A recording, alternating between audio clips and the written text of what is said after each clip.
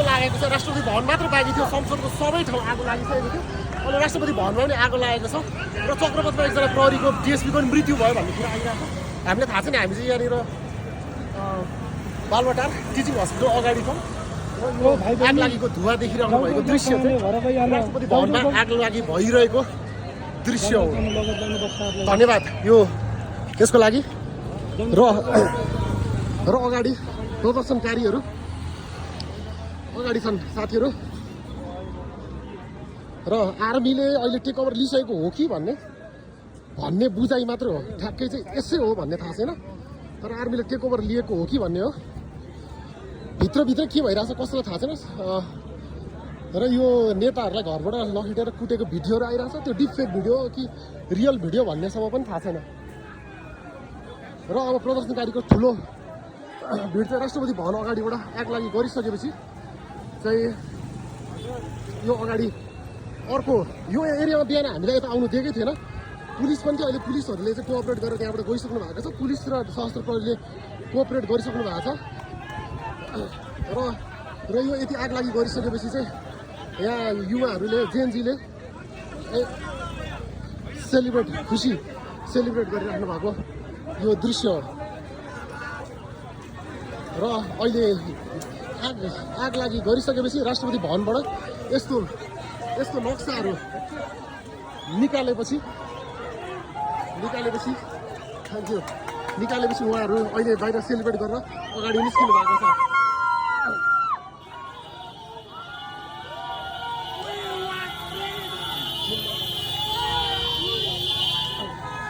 यो चाहिँ राष्ट्रपति भवन अगाडिको यो दृश्य हो। र काठमाडौँको आकाशै धुवाले भरिएको छ यति बेला। र राष्ट्रपति भवनबाट विभिन्न सामग्रीहरू झिकेर यो सामग्रीहरू देखाइदिनु होला। राष्ट्रपति भवनबाट निकालेको विभिन्न सामग्रीहरू हो। स्टप करप्सनको ब्यानर लिएर उहाँहरू निस्किनु भएको छ। राष्ट्रपति भवनबाट विभिन्न सामग्रीहरू निकालेर हिँडेको यो दृश्य हो। नेपालको झन्डालाई राखेर उहाँहरू निस्किनु भएको छ राष्ट्रपति भवनबाट। अहिले भर्खर कोअपरेट गरिदिएर चाहिँ प्रहरीले राष्ट्रपति भवन खाली गरेको छ। र यो राष्ट्रपति भवनभित्रबाट सामग्रीहरू लिँदै मान्छेहरू निस्किने क्रम जारी छ। र त्यहाँभित्र फुटाउने क्रम पनि म तपाईँलाई प्रत्यक्ष देखाउन चाहन्छु। राष्ट्रपति भवनका यो मान्छे छिर्ने गाडी छिर्ने यो पोलहरू साथीहरू भाँच्दैछन्।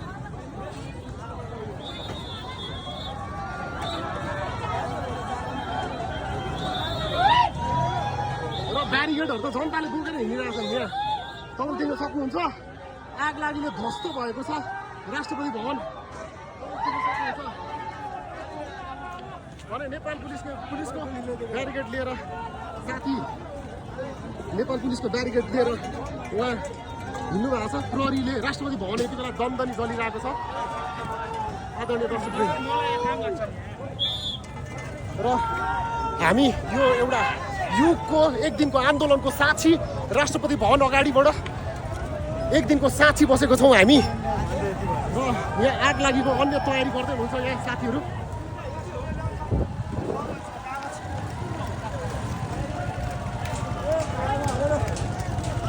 तपाईँले राष्ट्रपति भवन शीतल निवास देख्न सक्नुहुन्छ। प्रेसिडेन्सियल भवन हो यो।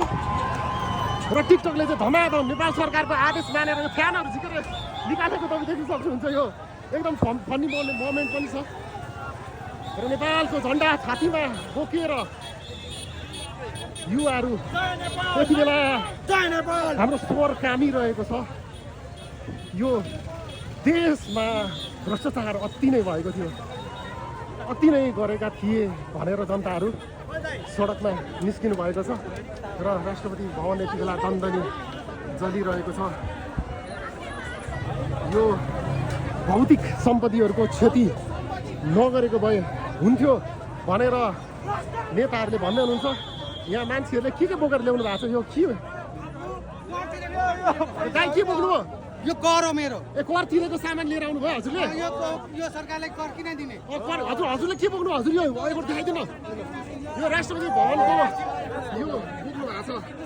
उहाँले राष्ट्रपति भवनकै त्यो पहलको उखाएर बोक्नु भएको छ। र राष्ट्रपति भवनभित्र सुरक्षा निकायका कोही पनि छैनन् यति बेला। सेना चाहिँ छ, तर सेना यहाँदेखि 200 मिटर पर चाहिँ त्यहाँ हुनुहुन्छ। तपाईँले चाहिँ फुल मात्र लिएर आउनु हो? हाजिरी बोला पल्टाएर देखाइदिनुहोस् न। हाजिरी कपी छ यो।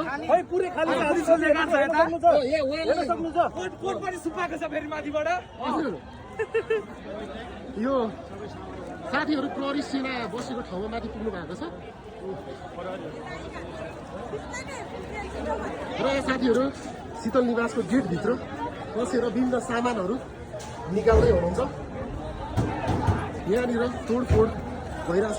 राष्ट्रपति भवन जिन्दगीमा छिरेको थिएन, तर आज यस्तो अवस्थामा छिर्यो कि यो आगोले जब राष्ट्रपति भवनै चलिरहेको थियो त्यस्तो बेला मात्रै हामी छोड्यौँ। गोदी मिडिया भन्दै इन्डियाको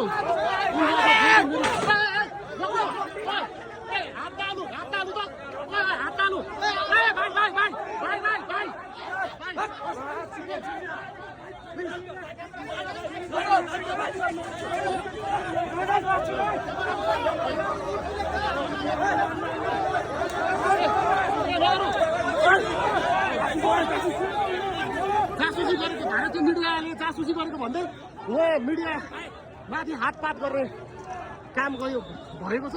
उहाँहरू बिहानदेखि नै यही एरियामा हुनुहुन्थ्यो, मैले उहाँहरूलाई देखिरहेको थिएँ।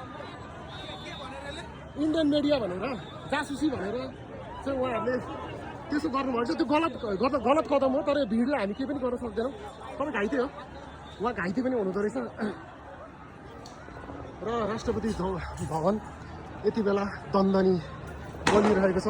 गोली पड्केको आवाज आयो, तपाईँले सुन्नुभयो, अथवा भित्रको केही सामानहरू फुटेको हुनसक्छ। हामी केही सुरक्षित भएर बसिरहेका छौँ। यहाँभित्र सुरक्षाकर्मी नै छैनन् होइन। यहाँनिर दराजहरू फुटाउने काम भइरहेको छ। यहाँ आग लागि यहाँ देख्न सक्नुहुन्छ। नेपालको झन्डा चाहिँ नजलाऊ है साथी हो।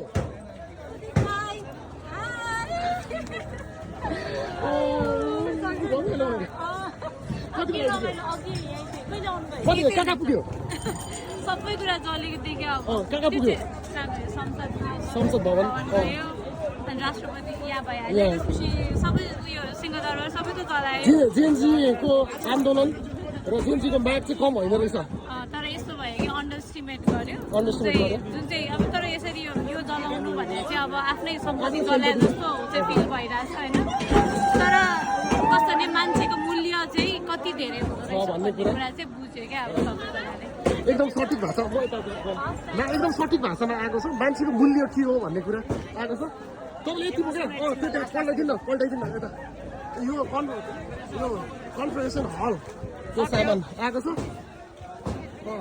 उहाँलाई चाहिँ यो फुल, तपाईँलाई चाहिँ फुल मात्र मन पर्यो? फुल मात्र मन पर्यो? होइन, हाम्रो पैसाले यहाँभन्दा हाम्रो घरमा राम्रो देख्छ नि। यहाँभन्दा हाम्रो कति सठिक आन्सर आएको छ। यो राष्ट्रपति भवनको यो निक्लिएको छ। यो भगवानको भएर सुरक्षित गर्नु भएको छ। भगवानको भएर उहाँले सुरक्षित राख्नु भएको छ। यो सुरक्षित राख्ने काम भइरहेछ र यहाँनिर राष्ट्रपति भवनभित्र भएका सामग्रीहरू झिकेर त्यहाँ रमाइलो गर्ने काम भइरहेछ। एकपल्ट हेरौँ, यहाँनिर सेलिब्रेट गरिरहनु भएको छ जेएनजी पुस्ताले।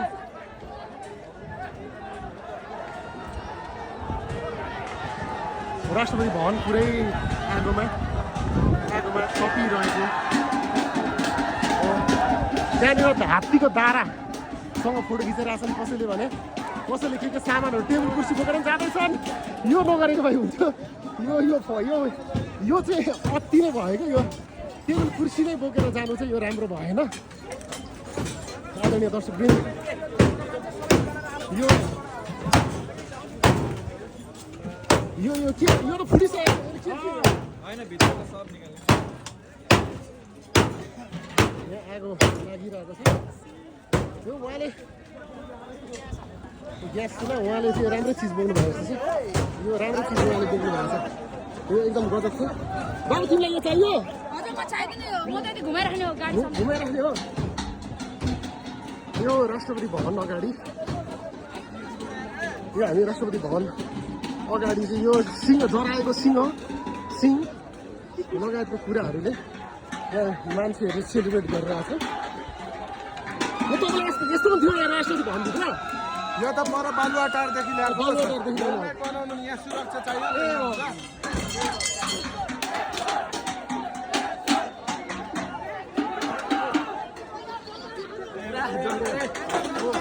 गर्नु हो गर्नु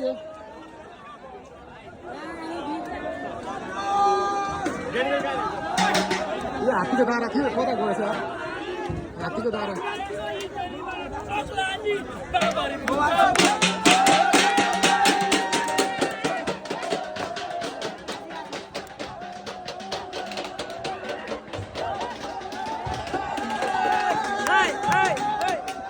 यो चाहिँ विजय प्राप्त गरेको जस्तै गरेर उहाँहरूले सेलिब्रेट गरिराख्नु भएको छ। र यहाँनिर आन्दोलनमा सहभागी जेनजी मात्र छैनन्, जेन वाई जेन एक्स मिलेनियम्सहरूको पनि उत्तिकै उपस्थिति छ आदरणीय दर्शकवृन्द।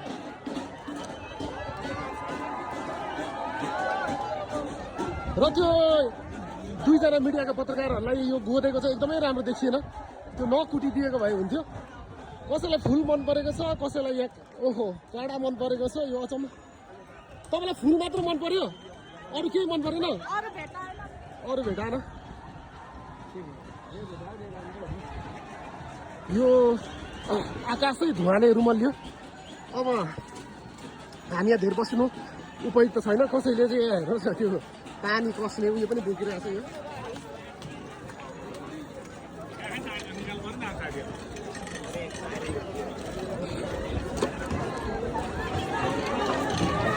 भाइ तपाईँ यहीँको सेक्युरिटी हो?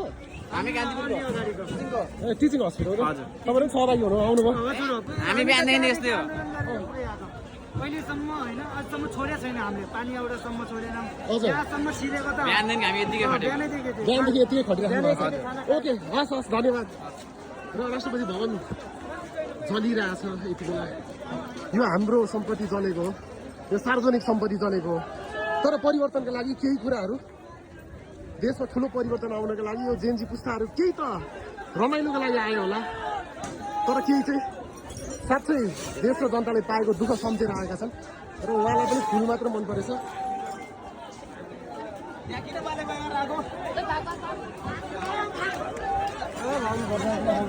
होइन होइन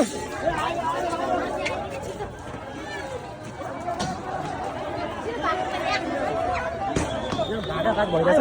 ए भाइ नफुटाउ न, नफुटाउ। भयो भयो छोडिदियो।